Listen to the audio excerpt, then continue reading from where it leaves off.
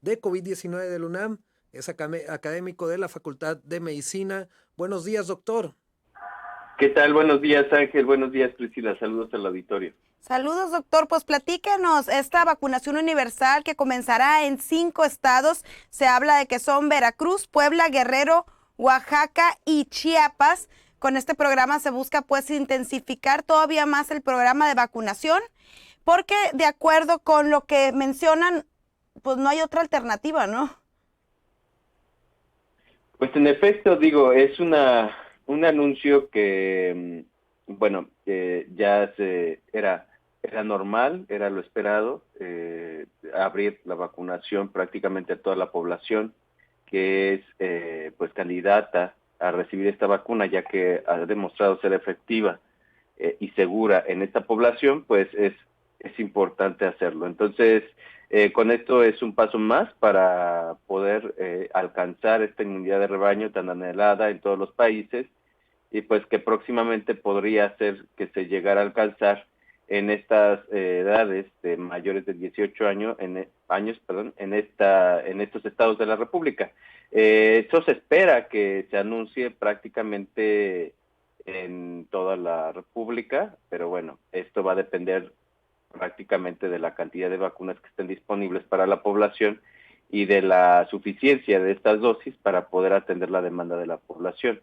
Entonces, estos anuncios van a ser más frecuentes conforme vaya avanzando la Estrategia Nacional de Vacunación. Ahorita solamente son 5 estados, pero bueno, ya próximamente se estarán anunciando que entran más estados de la República.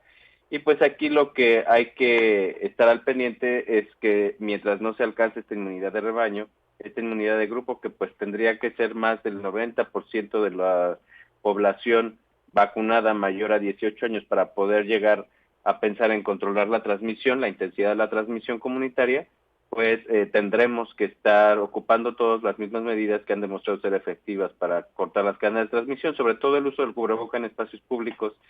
Es uno de los elementos más importantes que las personas que ya completaron los esquemas de vacunación tendrán que estar practicando y aplicando rigurosamente para poder proteger al resto de la población que todavía no ha sido vacunada o no ha completado los esquemas contra pues transmisiones o casos que se pudieran dar brotes entre vacunados y no vacunados.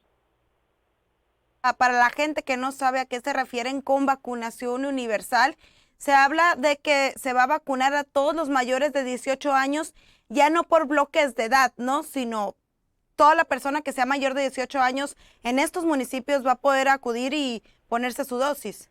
Exactamente, todos, realmente no es una vacunación universal como tal, porque este tipo de términos de vacunación universal se aplican técnicamente para otro tipo de estrategias de vacunación. En este caso, pues es una vacunación dirigida a todos los mayores de 18 años que quieran acceder a la vacunación contra COVID, pues lo podrán hacer en estos estados de la República, ¿no? Oiga, doctor, No así los menores de 18, esos todavía no están contemplados en esta vacunación y por lo tanto, bueno, pues no es una vacunación universal como tal. justo le iba a preguntar ese punto, de acuerdo a la experiencia y a lo que han visto y a los datos con los que tienen acceso por allá en la UNAM, ¿cuándo creen que pudieran comenzar a vacunar o contemplarse como vacunados los menores de 18 años e incluso los niños? Porque uno de los temas que más preocupan y ocupan a toda la gente, especialmente a los padres de familia, es el tema de la reactivación en las escuelas. Aquí pues ya se dio el aviso de que por lo menos en la Universidad de Sonora van a volver a empezar de forma virtual y pues muchos planteles educativos habían estado haciendo algunos programas piloto para reintegrarse a las actividades presenciales que después se cancelaron por incremento de brote de coronavirus. En este tema de la vacunación en Estados Unidos, por ejemplo, en Arizona, ahorita ya están vacunando a todos los mayores de 12 años en adelante. Sin embargo, ¿cuál es el panorama o qué prevés en cuanto a México para la vacunación a menores? Bueno, miren, lo que pasa es que Estados Unidos va muy avanzado en cuanto al tema de vacunación. En México todavía vamos muy retrasados. Solamente hemos alcanzado a vacunar al 18% de la población aproximadamente con esquemas completos de vacunación. Entonces, tenemos, y hemos alcanzado niveles óptimos de vacunación apenas después de, pues, prácticamente 8 meses de haber iniciado la vacunación.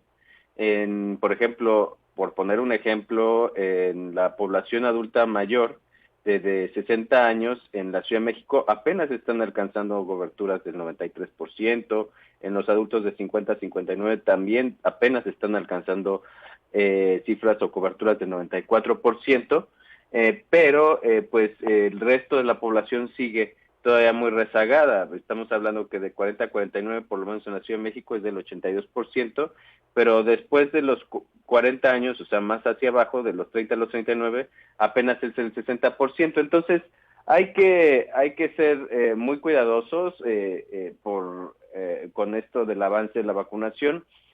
Todavía va a ser necesario pasar esta segunda mitad del año con campañas intensas de vacunación en poblaciones mayores de 18 años para poder llegar a tener alguna cifra ideal en la cobertura, u óptima por lo menos, y en los menores en el grupo de 12 a 17 años habrá que esperar, seguramente se estará abriendo la vacunación cuando ya se alcancen estas coberturas elevadas en el tema de 18 años en adelante.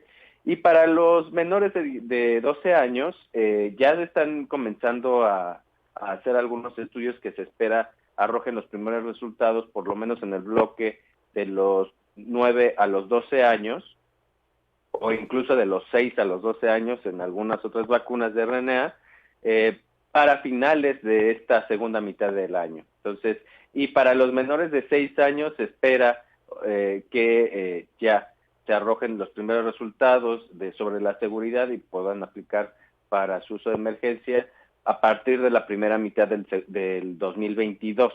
Entonces todavía vamos a tener que esperar para vacunar a los menores de 12 años. Esto todavía no va a estar disponible ni siquiera en Estados Unidos hasta finales de este año.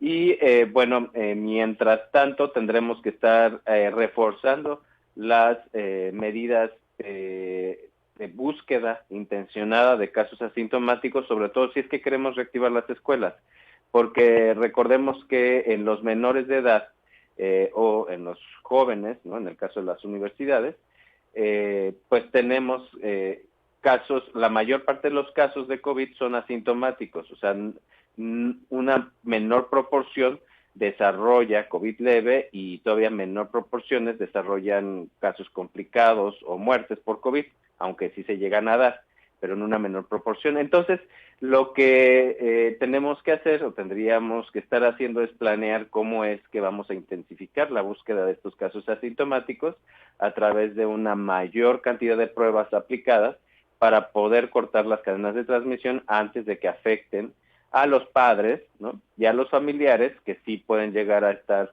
en condiciones de complicarse y de morir, y pues poder tener esta orfandad, ¿no? En el caso de los jóvenes o de los niños que pudieran llegar a afectar a sus padres si no están vacunados o no les ha alcanzado la vacunación, ¿no? Como es el caso de los mayores de 18 hasta los 29 años, que es el grupo que menos cobertura de vacunación tiene, y de los de 30 a 39, en donde se concentra pues la mayor cantidad de padres, pues tutores de niños de primaria, secundaria, adolescentes o ya en educación superior. Muchas gracias, doctor. ¿Algo que te gustaría agregar?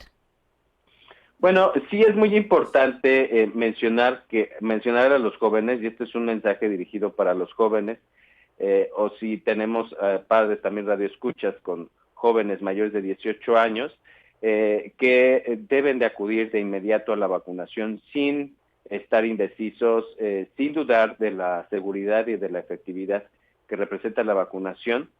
Es el mayor bien público que tenemos en todo el mundo para poder disminuir la carga de enfermedad y sobre todo de COVID. Va a ser muy importante que se vacunen en cuanto les sea posible y cuanto les toque para alcanzar esta inmunidad de rebaño y para evitar sobre todo también las implicaciones que tendría que se enfermaran y que desarrollaran COVID prolongado o los síntomas crónicos de COVID que afectan a una mayor cantidad de jóvenes y que disminuyen la calidad de vida a lo largo de los años. Entonces, yo convocaría a todos los jóvenes a que no duden en vacunarse en cuanto sea su turno y estén seguros, confíen en la ciencia, en los científicos y en los médicos para poder llevar a cabo esta inmunidad de rebaño tan anhelada desde que inició la pandemia.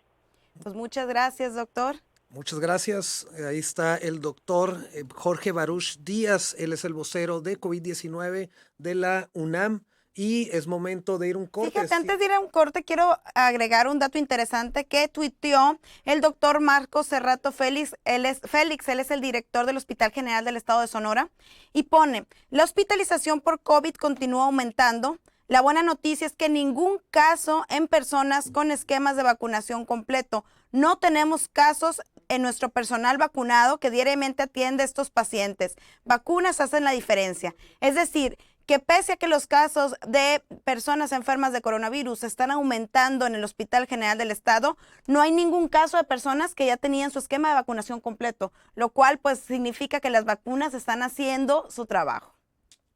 Y bueno, ahora sí es momento de irnos a un corte.